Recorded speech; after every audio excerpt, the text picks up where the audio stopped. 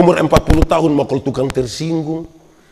Sedikit-sedikit tersinggung. Sedikit-sedikit tersinggung. Sedikit-sedikit tersinggung. Tersinggung kok sedikit-sedikit. Orang baru lihat dia sedikit. Lu lihat apa? Itu hanya badan saya yang besar. Sesungguhnya dia masih. Makanya kalau dia tersinggung di orang banyak, orang suka berkorek. Di sini ada. Dia ada duduk di sini. Oh, itu bahaya itu.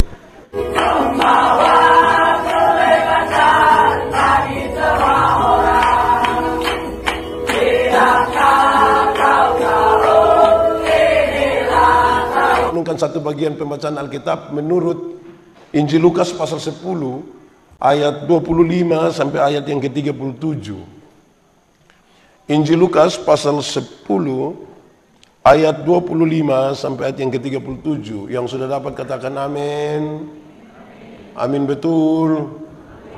Separuh tidak buka ju amin. Itu semulai dengan tipu itu. Injil Lukas pasal 10 ayat 25 sampai ayat yang ke-37. Orang Samaria yang murah hati. Pada suatu kali berdirilah seorang ahli Taurat untuk mencobai Yesus, katanya, "Guru, apa yang harus kuperbuat untuk memperoleh hidup yang kekal?" Jawab Yesus kepadanya, "Apa yang tertulis dalam hukum Taurat? Apa yang kau baca di sana?" Jawab orang itu, "Kasihilah Tuhan Allahmu dengan segenap hatimu dan dengan segenap jiwamu dan dengan segenap kekuatanmu dan dengan segenap akal budimu, dan kasihilah sesama manusia seperti dirimu sendiri." Kata Yesus kepadanya, "Jawabmu itu benar, perbuatlah demikian, maka engkau akan hidup." Tetapi untuk membenarkan dirinya, orang itu berkata kepada Yesus, "Dan siapakah sesamaku manusia?" Jawab Yesus, "Adalah seorang yang turun dari Yerusalem ke Yeriko. Ia jatuh ke tangan penyamun-penyamun yang bukan saja merampoknya habis-habisan, tetapi yang juga memukulinya, dan yang sesudah itu pergi meninggalkannya setengah mati. Kebetulan ada seorang imam turun melalui jalan itu. Ia melihat orang itu, tetapi ia melewatinya dari seberang jalan. Demikian juga seorang Lewi datang ke tempat itu. Ketika ia melihat orang itu, ia melewatinya dari seberang jalan. Lalu datang seorang Samaria yang sedang dalam perjalanan ke tempat itu, dan ketika ia melihat orang itu, tergeraklah hatinya oleh belas kasihan. Ia pergi kepadanya, lalu membalut luka-lukanya sesudah ia menyiraminya dengan minyak dan anggur. Kemudian ia menaikkan orang itu ke atas keledai tunggangannya sendiri, lalu membawanya ke tempat penginapan dan merawatnya. Keesokan harinya, ia menyerahkan 2 dinar kepada pemilik penginapan itu, katanya, "Rawatlah dia, dan jika kau belanjakan lebih dari ini, aku akan menggantinya waktu aku kembali." Siapakah di antara ketiga orang itu, menurut pendapatmu, adalah sesama manusia dari orang yang jatuh ke dalam tangan penyamun itu? Jawab orang itu, "Orang yang telah menunjukkan belas kasihan kepadanya." Kata Yesus kepadanya, "Pergilah dan perbuatlah demikian." Demikian firman Tuhan. Berbahagia setiap orang yang mendengar firman, memelihara dan melakukan dalam hidup setiap hari. Shalom. Saya ulangi, shalom. Lebih kuat lagi, shalom. Ini hari kita merayakan hari ulang tahun yang pertama. Supaya jangan ada yang bilang, "Pak Pendeta, ulang tahun kalau baru pertama itu berarti belum bisa jalan." Saya tidak mulai dari situ. Kenapa? Karena kedewasaan itu ada 3. Kedewasaan ada berapa? 1, kedewasaan biologis. Yang satu kedewasaan biologis. Kedewasaan apa? Kedewasaan biologis itu yang itu hari kita pun berat badan hanya 37. Sekarang 73. Itu dewasa biologis. Itu hari kita pakai celana nomor 27 tidak ada masalah karena perut rata saja. Sekarang ke perut ada 3, satu di sini, satu di sini. Itu dewasa biologis. Siapapun bisa begitu. Makan tidur, cocok gumuk. Dan hari ini kita bukan merayakan itu. Kedua, dewasa psikologi. Dewasa psikologi tidak tergantung umur dan berat badan. Umur 40 tahun mau tukang tersinggung. Sedikit-sedikit tersinggung, sedikit-sedikit tersinggung, sedikit-sedikit tersinggung. Tersinggung kok sedikit-sedikit. Orang baru lihat dia sedikit, "Lu lihat apa?" Itu hanya badan saya yang besar. Sesungguhnya dia masih. Makanya kalau dia tersinggung di orang banyak, orang suka berkorek. Di sini ada. Dia ada duduk di sini. Oh, itu bahaya itu. Ketiga, dewasa iman. Dewasa apa? Dewasa iman itu tidak tergantung berapa lama kita melayani Tuhan. Dewasa iman tidak tergantung berapa lama kita jadi orang Kristen. Dewasa iman itu kira-kira begini. Ada anak umur 3 tahun, ada meja berat 10 kilo. Anak umur 3 tahun bisa pikul meja yang 10 kilo? Bisa? Tidak bisa. 17 tahun kemudian, itu anak umur 20 tahun. Dia sudah bisa pikul meja yang 10 kilo? Bisa? Yang berubah anak atau meja? Itu dewasa iman. Tidak akan pernah meminta beban menjadi ringan. Tapi dia minta bahu yang semakin kuat. Karena dia tahu, kalau Tuhan izinkan ada masalah, Tuhan tahu dia pun kuat berapa. Orang dewasa iman itu tidak akan menangis meminta beban, tanggungannya menjadi ringan. Dia akan berdoa, Tuhan kasih saya ini bahu yang semakin kuat. Orang dewasa iman tidak akan pernah meminta orang lain yang berubah. Tapi siapa yang berubah? Kita ini kadang-kadang terlalu sibuk suruh orang lain berubah. Tapi kita tidak mau berubah. Ada orang tua yang dia pu anak maki orang pu anak bilang binatang, dia marah itu anak. Hoi binatang, jangan omong orang bilang binatang. Ini siapa yang berubah? Di sini ada, di Manifu ada. Itu yang faham apa doh? Jangan omong. Weh itu bisa masalah itu. Oke, lanjut. Saudara, dalam pembacaan tadi ada imam, ada orang Lewi, ada orang Samaria. Mau jadi orang mana? Mau jadi orang mana? Yakin bisa jadi orang Samaria? Betul-betul yakin? Terlalu yakin atau yakin saja? Berarti saudara sangat yakin bisa jadi orang Samaria? Amin. Oke, kalau saudara yakin jadi orang Samaria, saudara mesti tahu. Setiap hari saudara harus duduk di jalan antara Yerusalem Yeriko. Tunggu orang kena rampok, saudara tolong. Tunggu orang kena rampok, saudara tolong. Tunggu orang kena rampok, saudara tolong. Bisa? Lama-lama tidak ada yang kena rampok, saudara yang kena rampok. Tapi saudara tetap bisa jadi orang Samaria. Bisa? Bisa? Kok tadi saudara kuat sekali, sekarang kok tambah lemah. Saya mulai ragu dengan saudara ini. Saya mulai ragu ini, saudara. Saudara dengar. Ini kisah dimulai dari tampilnya seorang ahli Taurat. Dia bilang kepada Yesus, Guru, dia bilang, kasih Tuhan Allah, kasih sesama manusia. Yesus bilang, jawabanmu itu benar. Pergi dan buatlah, engkau akan hidup. Tapi untuk membenarkan dirinya, orang itu berkata, dan siapakah sesamaku manusia? Lalu Yesus menyatakan perumpamaan ini. Supaya kemudian kita lihat, perumpamaan ini sebagai jawaban untuk pertanyaan, apa yang harus saya perbuat untuk beroleh hidup yang... Yesus bilang, adalah seorang turun dari Yerusalem ke Yeriko. Ada yang pernah pisana? Saya juga tidak pernah. Tapi dari apa yang saya baca ini menarik. Jarak Yerusalem Yeriko tidak jauh. Kira-kira 30 km. Kalau 30 km dari sini pi mana? Dari sini pi? Wesau. Oh ya, Welamas. Pokoknya ya 30 km. Tapi jalan itu jalan menurun. Sudah menurun lagi. Itu di tengah hutan berbatu-batu lepas. Ada kira-kira 400 meter di bawah permukaan laut. Dan karena itu tidak ada rumah di situ. Kalau ada orang kena rampok di situ, biar berteriak sampai mau mati juga, tidak ada yang tolong. Tapi kisah itu mengatakan, tapi tiba-tiba ada satu orang jalan dalam perjalanan Yerusalem Yeriko, tidak tahu dia mau pergi mana. Kemungkinan dia ada masalah ini, dia ada jalan di situ. Lalu orang merampoknya habis-habisan, kena pukul sampai hampir mati. Lalu dalam keadaan hampir mati itu, datanglah imam. Imam itu tolong kok tidak? Itu imam tolong kok tidak? Tidak. Makanya saudara tidak mau jadi itu imam toh? Imam apa kok orang sakit tidak tolong? Tapi jangan cepat-cepat dulu. Kenapa? Imam di bait Allah itu sangat banyak. Ada orang yang setelah ditabiskan jadi imam bisa tidak pernah melayani karena antriannya sangat panjang. Katakanlah ini orang, dia dapat kesempatan melayani di bait Allah. Dalam perjalanan ke bait Allah, dia ketemu orang yang kena rampok hampir mati. Kalau saudara imam itu, saudara tolong kok tidak? Kalau saudara yang itu imam, ada kesempatan pelayanan di bait Allah, tapi jalan ketemu orang susah, tolong kok tidak? Oh, saya lihat saudara pusing ini. Saudara tolong kok tidak? Tolong kok tidak? Yakin? Kalau saya tergantung siapa yang kena rampok. Kalau dia janda muda pasti saya tolong, pasti. Itu saya tidak mikir.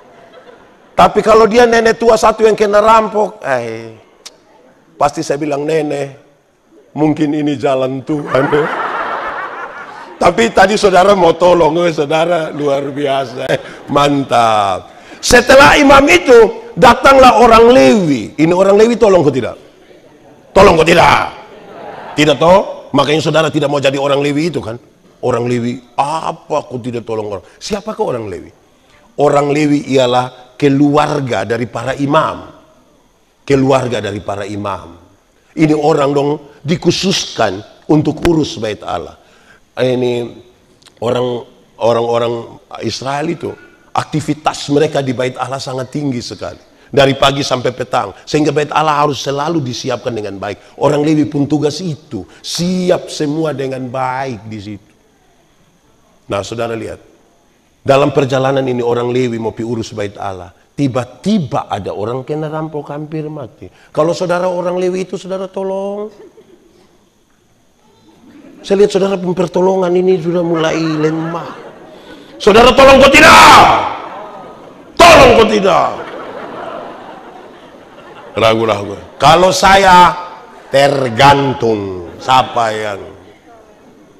Lalu yang ketiga, datanglah orang Samaria ini. Ini orang Samaria tolong kok tidak? Tolong kok tidak? Tolong. Makanya saudara rindu jadi itu orang Samaria yang penuh baik hati itu kan? Tapi saudara dengar baik-baik. Kata Samaria yang ditempatkan pada orang ketiga ini, itu yang jadi masalah. Kenapa?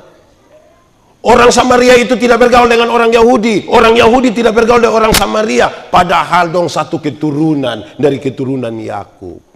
Dong bertengkar, dong berkelahi. Setelah Salomo mati, dong bertengkar siapa yang akan ganti Salomo. Ini yang bikin dong bakalai. 10 suku ada di utara, termasuk Samaria. 2 tinggal di selatan. Dong bakalai mati pun. Berarti dong bakalai soal politik. Orang Yahudi itu kalau tahu orang Samaria supaya pegang gelas satu, dia tidak akan raba, najis. Dong bakalai tidak terlalu lama. Kira-kira pas Yesus datang ke 700 tahun. Di sini ada, yang bakalai kakak adik ada, dong ada di sini. Yang bakalai soal warisan ada. Kemungkinan memang dong Samaria. Kita mau memperkuat ini persekutuan. Kalau subakalai kakak adik tidak bisa. Wih, anak kecil itu kalau bertengkar, ini anak kecil ya balari-balari, ini kalau main kelereng kau bakalai. Dong main kelereng bakalai 7 menit kemudian dong badame. Tapi kalau dia pumbapa dong yang bakalai, biar kakak adik, dia pun kakak akan bilang 7 turunan saja.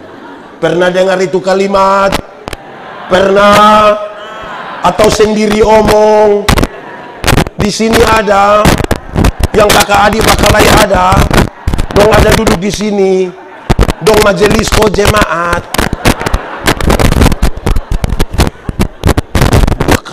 Bakalai. Hai, apa yang terlalu kau mau bakalai?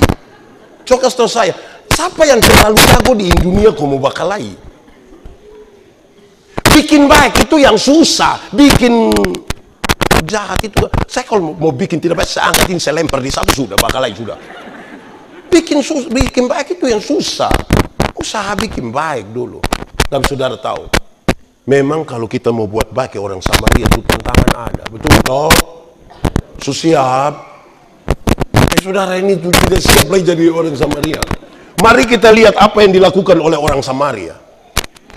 Ini orang Samaria yang tadi saudara mau jadi ke dia itu melakukan 7 hal yang saya kira serius sekali. Pertama, ini orang Samaria, dia siram itu orang punya luka-luka pakai anggur.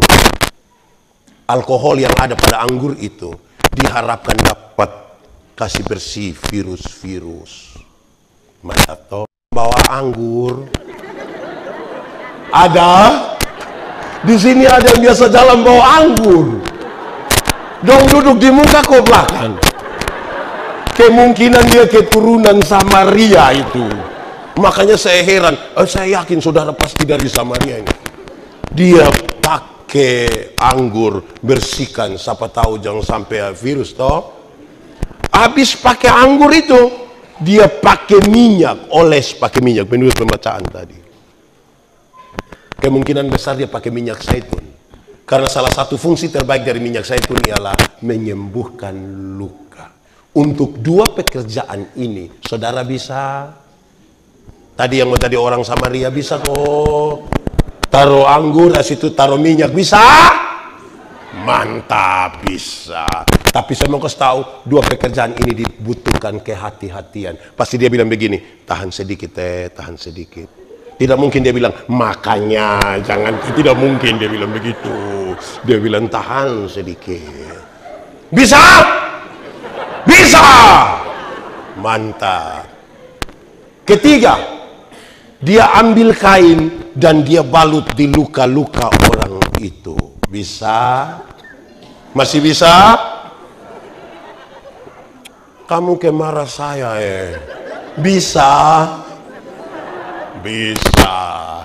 Sekarang yang keempat.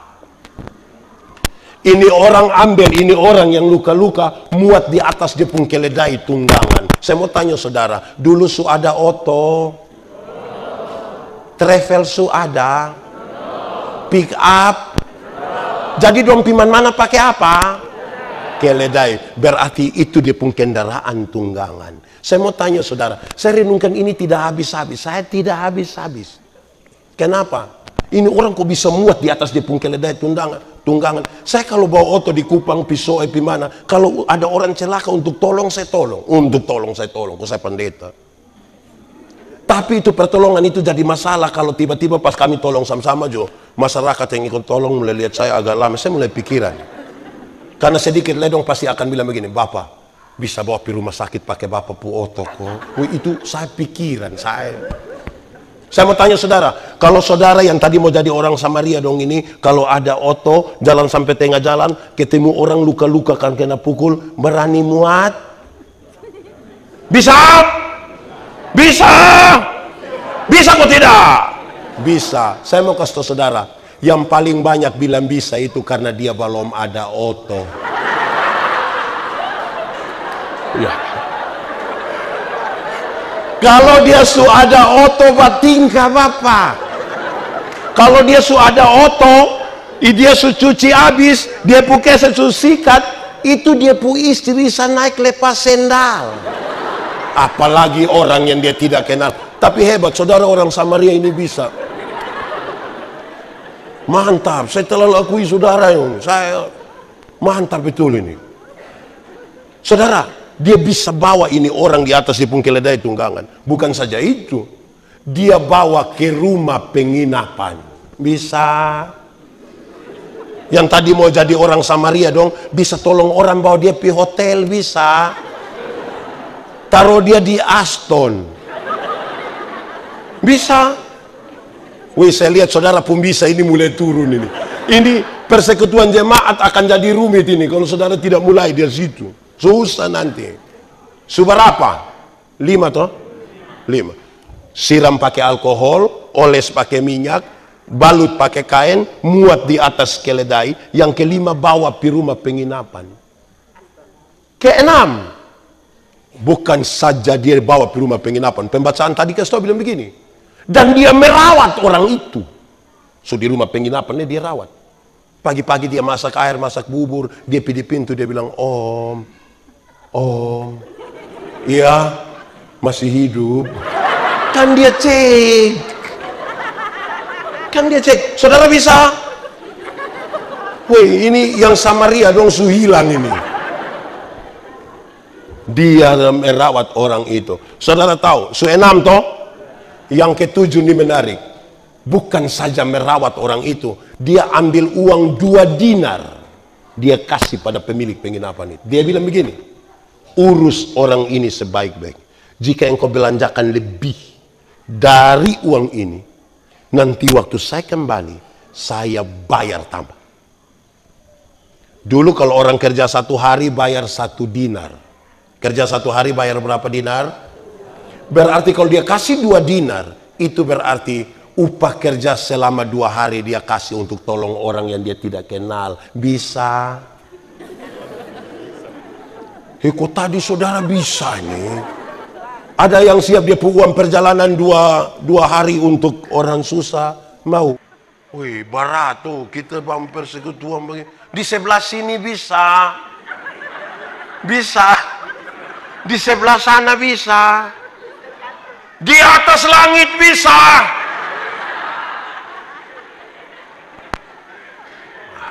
Saudara lihat sekarang. Saudara, mari kita mulai memberi jawaban. Siapakah orang Samaria itu? Itu pertanyaan yang paling penting. Orang Samaria itu bukan saudara yang tadi ada mau-mau dong itu. Bukan saudara. Orang Samaria itu bukan saya. Orang Samaria itu bukan kita semua. Tetapi orang Samaria itu ialah Tuhan Yesus Kristus. Di sini ada yang bisa ke Tuhan Yesus. Orang Samaria itu siapa? Tuhan Yesus itu datang dari Yerusalem ke Yeriko. Kalau kita bicara itu dalam konteks Palestina, kita tahu Yerusalem itu kota kudus. Makanya kita menyanyi, oh Yerusalem. Oh, saudara tidak tahu ini lagu? Tidak tahu? Nah, kenapa suruh saya solo? Oh Yerusalem, apa? Kota mulia, hatiku rindu. Kemana? Sekali lagi Yerusalem. Oh Yerusalem, kota mulia, rosa, berliku-liku, berbatu-batu lepas, terjal. Persis seperti perjalanan Yerusalem Yeriko. Dalam perjalanan Via Dolorosa itu, Yerusalem Yeriko, Tuhan Yesus berjumpa dengan orang-orang yang dirampok hampir mati. Siapakah orang-orang itu? Orang-orang itu ya kita. Saya, saudara semua. Kitalah orang-orang yang dirampok sehabis-habisnya dalam perjalanan Yerusalem Yeriko. Hampir mati. Siapa yang rampok kita? Siapa yang rampok? Dongson mau omong lagi. Jangan cepat-cepat ju bilang iblis. Karena iblis kadang-kadang tidak tahu apa-apa. Ada kisah Don tulis di Facebook bilang, satu saat iblis minta ketemu dengan Tuhan. Iblis bilang, Tuhan, yo ketemu dulu. Ke mana? Saya mau berhenti jadi iblis. Kenapa? Ini manusia dong so ambil saya pun pekerjaan semua. Kok yang makan uang, yang korupsi dorang, itu pun dong tidak bagi saya. Tapi dong bilang itu saya pun pekerjaan. Yang selingkuh dorang, dong yang berjanji pirak namo jalan 2 orang, dorang tidak ajak saya. Tapi dong bilang itu saya pun pekerjaan. Tuhan lebih ini iblis kasih di dongsa. Saudara, mari kita jujur. Seringkali kita dirampok oleh kerakusan kita, nafsu kita. Kita dirampok sehabis-habisnya, hampir mati di situ. Amin kok. Dalam kondisi hampir mati, tidak ada satu orang pun yang bisa tolong kita. Imam bisa tolong. Orang Lewi bisa tolong. Tidak. Kenapa? Ini semua mati. Mau masuk surga, imam bisa tolong. Imam dong itu hanya kasih tunjuk jalan. Saya mau kasih tahu saudara. Ini saya omong ini kalimat banyak orang tidak suka karena anggap merendahkan. Padahal saya tidak bermaksud merendahkan. Saya ingin mengkonfirmasi. Saya bilang begini, masuk surga itu sama ke PWC. Pernah PWC? Masuk surga itu ke WC. Tidak bisa diwakilkan. Bisa diwakilkan. Ada yang mau pergi, saya tanya, kakak, di mana? PWC. Titip bisa. Tidak bisa. Masing-masing pergi sendiri. Betul. Ini imam dong pun tugas hanya kasih tahu, Bapak, WC di situ. Oh iya, pas waktu ajar bilang, awas anjing. Ya anjing jahat. Tidak, hanya patung sama Bapak, tapi hati-hati. Imam pun tugas di situ. Tapi kita yang pi. Amin. Saya mau tanya dulu, kita mesti jawab. Kenapa di ini ibadah ini mama-mama lebih banyak dari bapak-bapak? Coba kasih tahu saya. Coba kasih tahu saya. Apakah ini mama janda semua? Ini dong mama janda. Semua janda. Tidak toh? Berarti pertanyaan lanjutannya bilang, teh bapak. Oh, bapak di rumah jaga adek. Bapak lek nane lo terlalu. Ini bapak dong, ini jus satu. Bapak-bapak. Bapak-bapak. Banyak bapak-bapak itu tidak mau pergi gereja. Nanti pendeta piko tanya bilang, Bapak, kenapa kok nikah habis datang di gereja? Jawab tua bilang begini, Bapak pendeta, waktu Bapak dong kas nikah kami dua telah menjadi satu. Jadi kalau mama su pergi, itu sama dengan Bapak. Wih, berat. Coba kalau mama su makan sama dengan Bapak su makan, nah baik. Di sini ada Pak Semniti cerita, ada 2 rumah jauh dari gereja ke hutan. Satu punya anak perempuan, satu punya anak laki-laki. Yang punya anak perempuan dia datang kasih tahu yang laki-laki bilang begini, Kakak, nanti hari-hari Minggu begitu kakak tolong jemput kakak Bu Adinona kau bawa pergi sekolah Minggu Dia bilang, iya. Hari Minggu dia jemput ya Nona, bawa datang di sekolah Minggu, sampai sekolah Minggu, yang Nona ikut sekolah Minggu, yang laki-laki main kelereng di luar. Dorang beranjak jadi remaja, ikut katekisasi. Laki-laki jemput, datang yang Nona ikut katekisasi, yang laki-laki isap rokok di luar. Rupa-rupanya don 2 jodoh. Setelah menikah, yang perempuan terpilih jadi majelis gereja. Itu mau pelayanan dimanapun, badai, tofan, guntur, seroja, dia antar. Tapi sampai sana, yang ibu masuk pimpin ibadah, bab tua main kartu di luar. Satu saat don 2 mati-mati sama-sama. Menuju pintu surga, Simon Petrus tunggu memang. Pas lihat ini ibu datang, Simon Petrus bilang, "Selalu mama, mari silakan masuk." Lihat dia pu istri masuk, bab tua juga cepat-cepat mau. Pas bab tua mau masuk, Simon Petrus bilang, Bapak sabar dulu, Bapak sabar sedikit. Bapak. Sabar kenapa? Bapak tunggu sedikit. Yang masuk itu saya pu istri. Simon Petrus bilang, betul Bapak. Memang itu Bapak pu istri, tapi selama ini kan Bapak antar-antar setor. Jadi ini hari Bapak antar saya. Bapak pu tempat di sebelah itu yang ada menyala itu. Saya mau tanya, Mama, ada yang tadi Bapak hanya antar? Ada yang kasih tahu bilang kalau semua habis na SMS kau sepi ambil. Ada pulang salam kasih Bapak bilang ada salam dari Simon Petrus.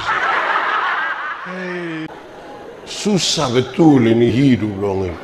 Saudara, Tuhan Yesus tolong kita di dalam perjalanan Yerusalem Yeriko.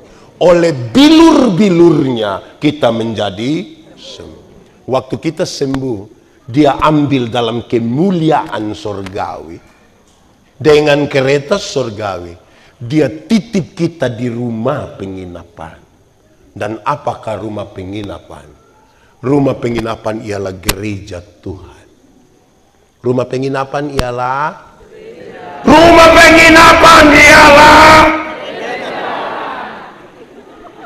Tuhan Yesus selamatkan, dia titip di rumah penginapan, hotel, rumah penginapan.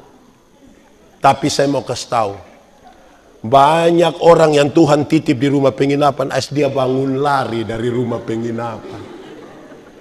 Ada orang ini yang 1 tahun mungkin dia gereja 2 kali sah. Natal 1 kali, Paskah 1 kali. Makanya dia pun nama jemaat napas. Natal dan Karena Natal satu kali, Paskah satu kali, maka singkatannya tambah panjang. Napas satu. Jadi pas napas satu-satu tuh tiba-tiba dia mau ibadah. Di sini ada, di sini ada, daerah sekitar bau mata ada, dong fam apa? Ada orang ini, Pak Dandim, saya tidak tahu di Papua atau di mana, ada orang gini yang seumur hidup mungkin gereja 3-4 kali saja. Pertama waktu anak baptis, kedua waktu anak sidi, ketiga waktu anak nikah, dan keempat kemungkinan besar waktu pemakaman dia. Pas pemakaman dia mau pergi mana? Sudah dia di situ sudah. Di sini ada kok tidak? Dong ada duduk di sini. Dia pakai baju warna putih.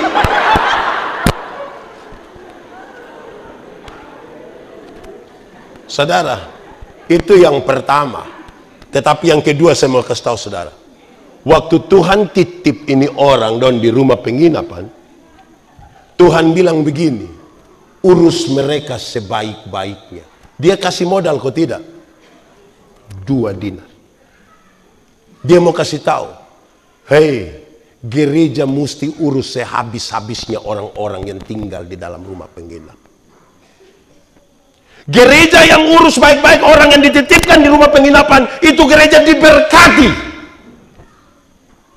Tapi kalau gereja tidak urus baik-baik orang yang ditempatkan di rumah penginapan, dia mungkin kolekte banyak, tapi tiap hari nendong bakal laisa soal itu kolekte dong. Di sini ada orang yang dia hanya kasih 2.000 per minggu, berarti 1 bulan 8.000. Tapi dia pun curiga amein majelis dong ini. Di sini ada kok Bang. Wih, kita ini terlalu. Kita pun cara memberi ini juga mengerikan. Ada orang itu yang dia memberi itu dia bungkus. Wih, lu kenapa kasih begitu? Bapak, Alkitab bilang kalau tangan kanan memberi, tangan kiri tidak boleh tahu. Saya tahu. Itu pasti 1.000. Karena 1.000 itu yang dia. Sebab kalau 100.000 tidak mungkin begini. Pasti begini.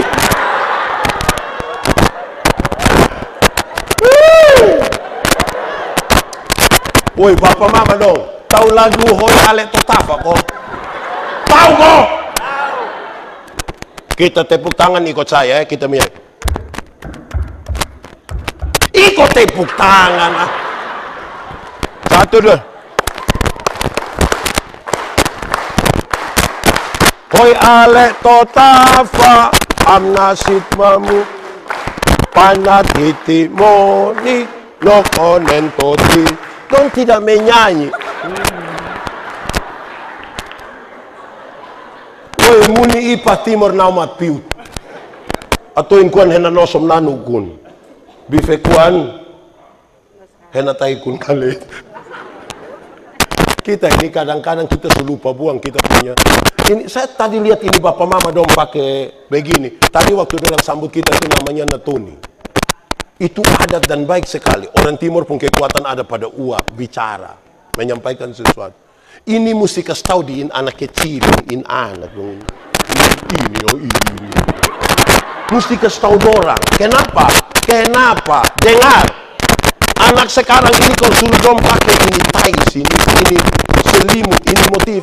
Dong malu bagaimana kok?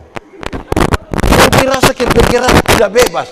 Tapi kalau dong pakai ame celana levi yang terobek itu, dong rasa ke pun berprestasi.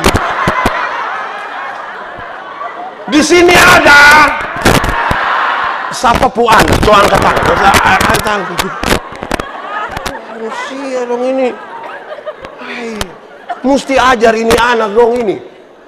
Dong tidak tahu bahasa timur mah, hafal ame itu Korea dong. Ini dong. Itu juga. Dong hafal ame ini Korea kok. Itu artis Korea, dia punya calon istri, tanggal lahir, makanan kesukaan.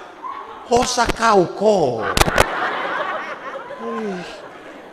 Aneh betul. Oke, saudara. Setelah kisah itu, Tuhan Yesus balik lihat kepada itu ahli Taurat. Dia bilang, menurut pendapatmu, siapakah sesama manusia dari orang itu? Saudara lihat, itu pertanyaan sangat ringan. Tapi itu pertanyaan menjungkir balikan cara berpikir itu ahli Taurat. Kenapa? Orang Yahudi itu dalam mentah. Anak-anak orang Yahudi umur 5 tahun itu sudah hafal 10 hukum Taurat. Umur 5 tahun. Bukan kayak kita kalau mau nikah bertanya bilang hukum ke-6 apa lagi hukum ke dong umur 5 tahun. Umur 10 tahun, anak-anak orang Yahudi sudah hafal 613 bab penjabaran dari hukum Taurat. Hafal 613 bab. Kita pun dong yang 10 tahun, itu kenapa di luar situ?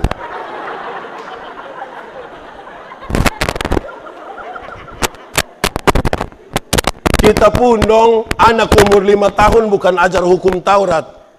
Pendeta datang dan bilang, Adi, so Adi TikTok kok om pendeta lihat. Hawi. Rusak sampai sini. Weh, saudara, ini pertanyaan berat. Kenapa? Di umur 13 tahun, anak-anak orang Yahudi sudah masuk jadi anak Taurat. Semua yang orang hafal, semua dong lakukan. Semua dong lakukan. Bukan saja lakukan biasa, saudara. Pak Nayoan dong pernah pergi Israel, pulang datang dia bercerita satu kisah ringan. Dia bilang begini, guide kami di sana orang Yahudi. Pas kami jalan sama-sama, terus pas mau makan roti, jadi kami togor, dia bilang, Pak, mari kita makan sama-sama. Ini yang guide bilang, mari sudah kita sama-sama, masa kita satu tim? Dia bilang tidak. Pak, kenapa tidak mau? Saya ragu dengan Anda, dia bilang. Saya ragu dengan Anda. Kenapa ragu? Saya ragu kalau uang yang Pak pakai untuk beli ini roti, itu ternyata diambil dari uang yang belum kasih keluar di perpuluhan. Saya bilang itu kalau tanya kita mati. Karena orang kuat dengan setiap kelipatan 10 itu Tuhan punya. Betul. Kayak kita bisa. Kita ini kalau Tuhan percayakan tambah besar, kita tambah ragu Bapak. Betul. 10.000 perpuluhan berapa? Pasti kasih toh. Pasti kasih, kok hanya 1.000 ini. Tuhan kasih naik 100.000 perpuluhan, masih kasih? Kasih kok hanya 10.000 kacang-kacang. Tuhan kasih naik 1 juta perpuluhan, masih kasih? Kasih kok hanya 1 lembar ini. Tuhan kasih naik 10 juta perpuluhan. Waktu perpuluhan 1 juta ada kasih. Kenapa mulai beda pendapat?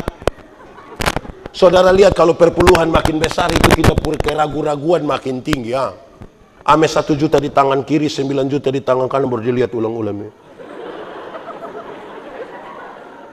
Lihat 2-3 kali baru dia bilang, Mama, Tuhan juga mengerti. Betul. Pernah alami kok Bu. Susi, Teho. Saudara-saudara, ini pertanyaan penting. Kenapa? Orang Yahudi ketika dia sudah bisa bikin itu semua, apalagi keselamatan datangnya dari Yahudi, maka mereka pikir dengan berbuat kebaikan, orang sudah bisa masuk surga tanpa itu orang Samari. Yang mati masuk surga angkat tangan. Yang yakin kalau mati masuk surga angkat tangan. Mantap. Yang tidak yakin masuk surga angkat tangan. Tidak. Nah, yang tidak tahu dia masuk kok tidak. Coba angkat tangan. Woi Bapak Mama, kita ini mau masuk surga karena mana? Oh, kalau kita pikir kita pun perbuatan, coba kasih tahu saya. Kita mau masuk ke mana? Orang pekabaran Injil long suka bilang begini. Dosa itu ialah melanggar kehendak Allah. Betul? Betul? Satu hari langgar kehendak Allah berapa kali? Satu hari kita langgar kehendak Allah berapa kali? Bisa hitung kok tidak? Sendiri buat sendiri tidak bisa hitung. Tapi ini orang pekabaran Injil long bilang begini. Anggap saja kita pun dosa satu hari 3. Dosa pikiran 1, dosa perkataan 1, dosa perbuatan. Kalau satu hari 3, satu bulan berapa? 3 kali 30 hari. Berapa? 90. Kalau satu bulan 90, satu tahun berapa? 90 kali 12 bulan. Berapa? 1080. Taruhlah 1000. Kalau satu tahun 1000, sekarang cokali dan kita pu umur. Kakak umur berapa sekarang? Cokali 1000. 16.000 dosa. Di surga. Manove 44 tahun. Berarti saya pun 44.000. Masuk surga. Kakak umur berapa? Kali 1000. Itu satu hari 3. Apalagi kalau satu hari tidak bisa hitung. Bisa masuk surga.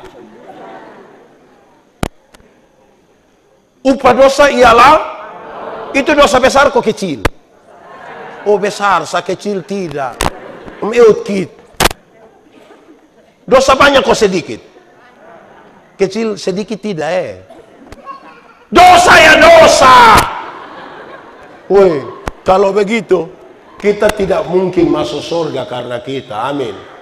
Karena itu Tuhan Yesus kasih tahu, sebab oleh kasih karunia kamu diselamatkan oleh iman. Itu bukan hasil pekerjaanmu, tetapi pemberian Allah. Tidak boleh ada orang menyombongkan diri. Saya mau kasih tahu saudara, perbuatan baik itu ungkapan syukur. Anggap saya dan Nando ini kami dua tidak kenal.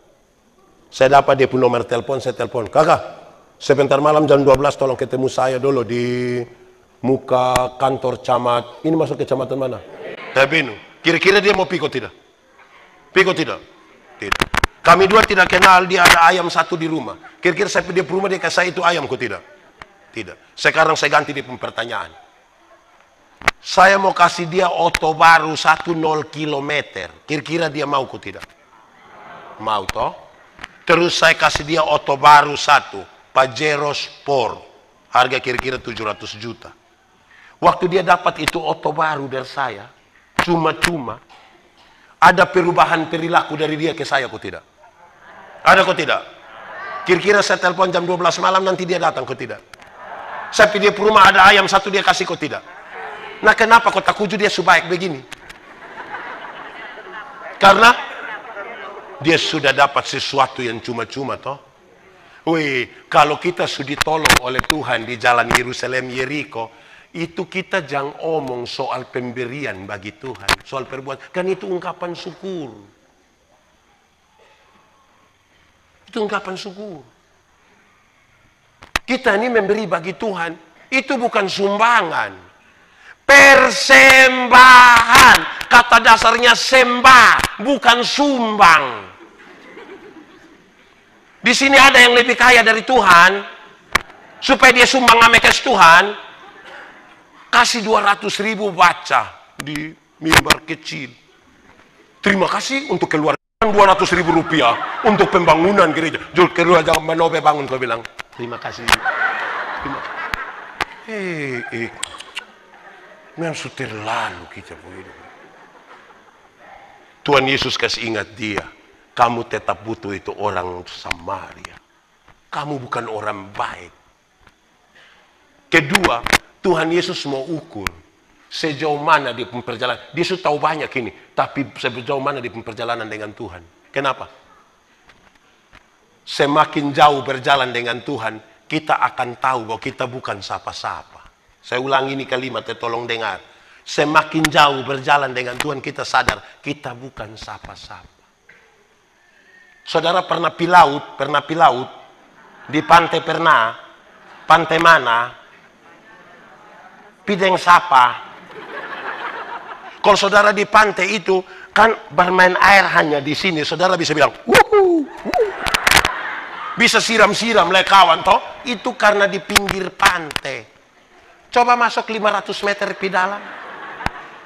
Terus perahu semua tenggelam, bro. Mungkin kalau di pinggir pantai tadi itu kan saudara, weh, foto dulu, foto dulu. Pinggir pantai. Coba masuk 500 meter di dalam, kok perahu semua tenggelam. Woi, perahu semua tenggelam, foto dulu, foto. Bisa. Yang bagaya-bagaya dong itu hanya di pinggir pantai. Jalan belum jauh. Pinggir. Saya mau tanya dulu. Jemaat. Pernah jalan kaki? Di mana? Kalau jalan kaki itu kita bisa, tapi jaraknya pendek. Kekuatan full ada pada kita. Tuhan kita tidak butuh, orang lain juga kita tidak butuh. Kekuatan full ada kita. Makanya ibu-ibu bisa pakai high heel, haken yang tinggi begini. Karena jaraknya. Pernah naik ojek? Pernah? Di mana? Waktu saudara terus nanti itu anak ojek bilang, tidak bisa tante, tidak bisa. Kok kenapa? Kok tante hanya bayar 5.000 saja. Kok memangnya 5.000 kenapa? Kalau 5.000 soalnya pakai rem tante. 10.000 dulu baru ada rem. Tapi poinnya dapat. Semakin jauh berjalan rasa takut mulai ada toh. Lebih jauh lagi naik bis. Pernah? Pi Atambua pernah? Sinar Gemilang pernah? Duduk di samping sopir pernah? Pernah? Saudara lihat itu manusia dong punggas oto. Sampai camplong atau di TMF yang berbelok-belok itu dong gas tambah. Hampir-hampir yang sopir belum injak rem, kita mau angkat kaki kok injak. Semakin jauh perjalanan, jiwa hilang Bapak.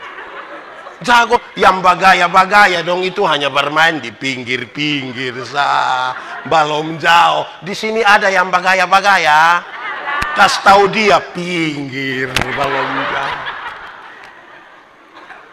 Lebih jauh lagi naik kapal feri. Pernah? Di mana? Weh, di NTT ini Pak Dandim paling enak naik kapal feri itu ke Sabu. Bukan enak. Laut Sabu itu sangat dalam dan pasti selalu bergelora. Bisa berenang 10 km pun jatuh di Laut Sabu, jago hilang. Saya melayani kira-kira 5 tahun di sana. Musim timur itu kalau kami pulang dari Sabu menuju sini. Kalau masih ada kapal, wih itu berat itu. Tapi kalau don tahu ada pendeta Yandi di atas. Don datang dan bilang, Bapak pendeta Yandi. Iya, kita ibadah. Di feri ibadah Bapak. Padahal di darat dia tidak ikut ibadah. Tapi kalau kita di Laut Sabu ibadah. Yang menarik kalau kita ibadah di Laut Sabu itu ialah waktu persembahan. Ada tangguh? Mana? Coba ambil!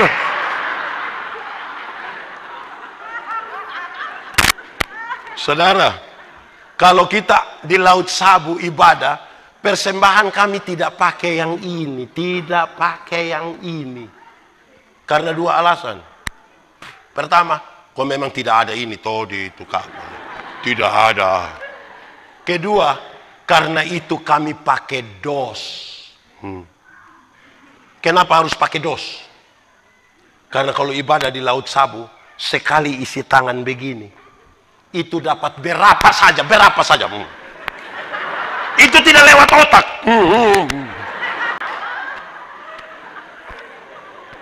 Beda kalau ibadah di darat. Beda. Betul kok tidak? Termasuk yang sebentar ini.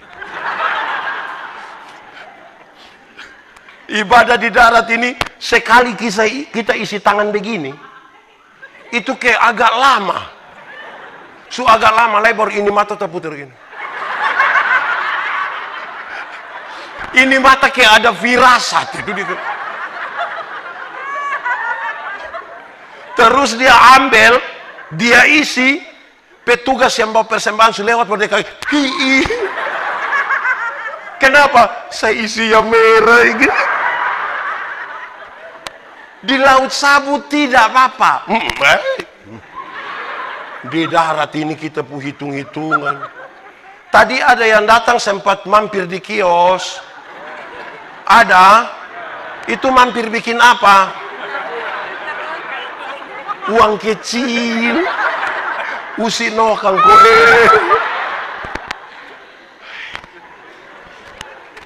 Lebih jauh lagi. Naik pesawat. Pernah? Gimana? Saudara, ini ternyata tukang bajalan. Kalau naik pesawat jangan naik yang kecil dong, yang ATR. Naik yang Airbus, yang Boeing. Itu dia terbang kira-kira 36.000 kaki. 36.000 kaki berarti kira-kira 12 kilometer di Nenotunan. Weh, kalau 12.000 kaki itu pesawat belum jatuh kita sudah mati. Belum jatuh kita sudah mati. Dia baru begini, mati sudah. Dia mati. Yang bagaya-bagaya dong ini belum jalan jauh. Saudara tahu, kalau sudah ketinggian 12 km itu sudah bisa lepas itu seat belt, sudah bisa jalan-jalan. Tidak rencana buang air kecil sengaja di belakang. Nanti tiba-tiba lampu seat beltnya menyala kembali, sabuk pengaman pun lampu menyala, terus ada suara bilang begini, berhubung karena kita terbang dalam situasi cuaca yang buruk, karena itu kami minta kepada para penumpang segera kembali ke tempat duduk dan seterusnya. Saya mau tanya, waktu ada pengumuman begitu, silakan kembali ke tempat duduk. Ada yang berani protes? Ada? Bisa? Waktu dalam pengumuman, silakan kembali ke tempat duduk. Ada yang bilang, mau kembali kau buat apa? Berani?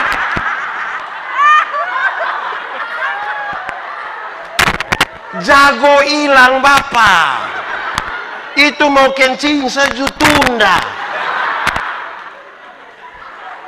Itu dia kembali duduk begini, ada anak kecil satu ribut di situ, dia akan korek bilang, adik doa. Berat. Jemaat. Di ketinggian 12 km itu kecepatan pesawat itu kira-kira 900 km per jam. 900 km itu berarti Rossi juga kalah. Kalau Rossi kalah, apalagi kita pu anak ojek dong. Lebih kalah.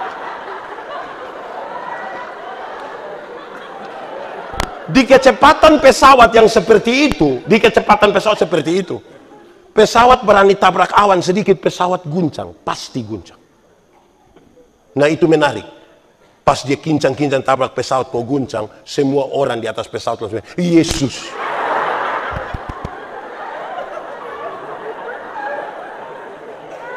Di pesawat itu orang semua akan sebut nama Yesus.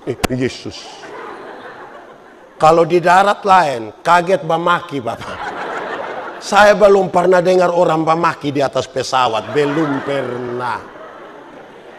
Saya mau tanya, di sini ada yang tukang bamaki?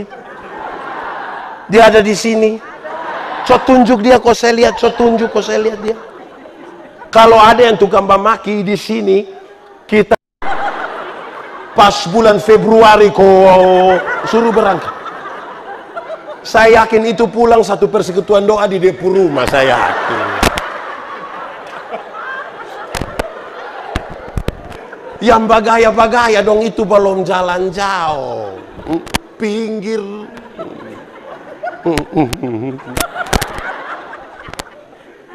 Karena itu Tuhan Yesus bilang, hei, siapakah ketiga orang ini yang sesama manusia dari sahabat?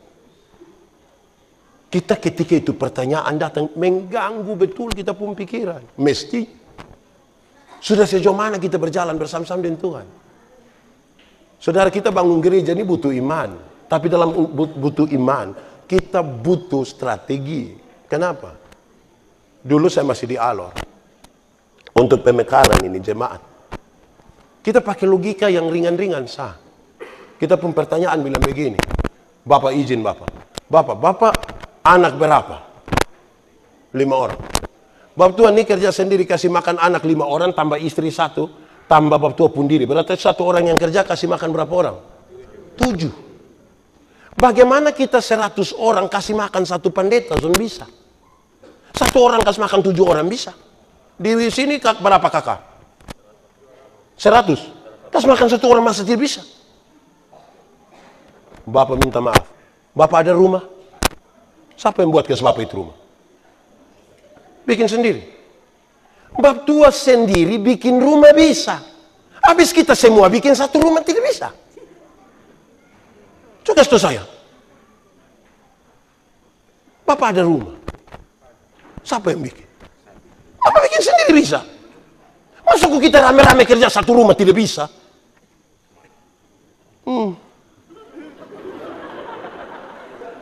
Mestinya lebih gampang atau lebih susah? Kok satu orang kerja satu rumah bisa?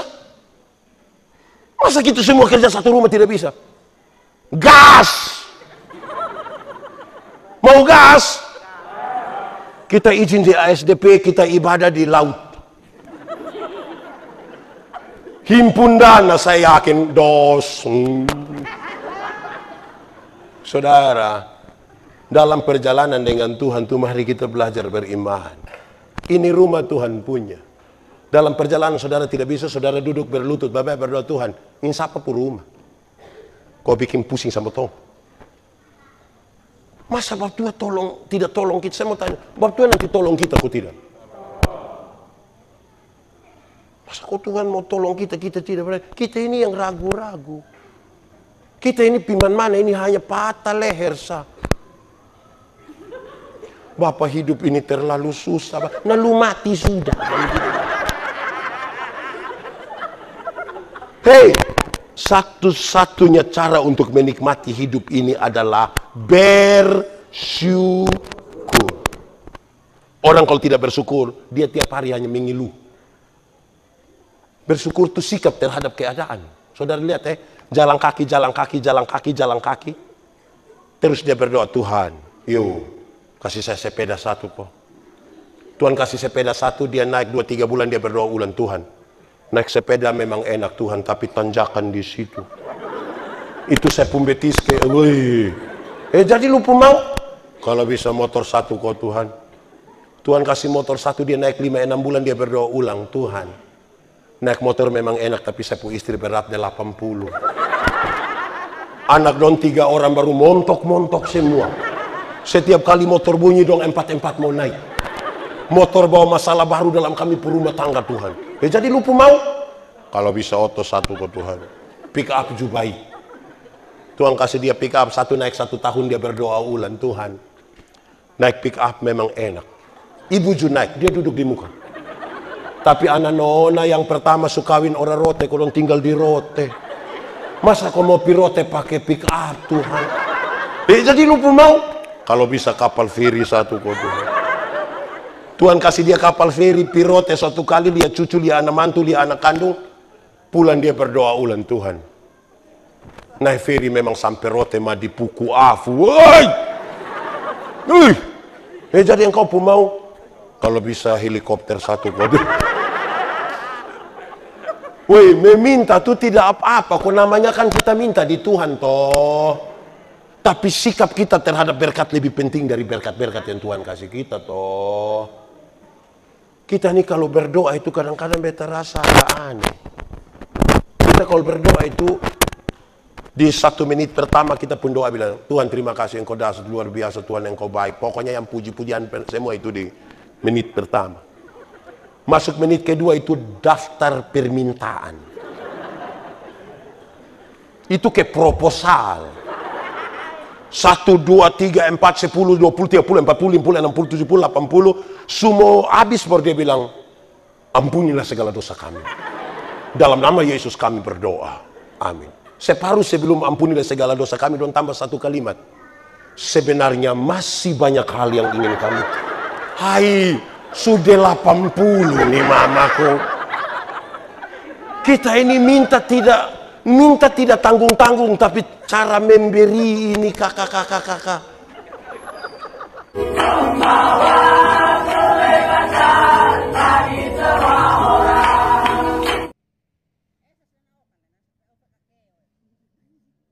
Masih manja dia.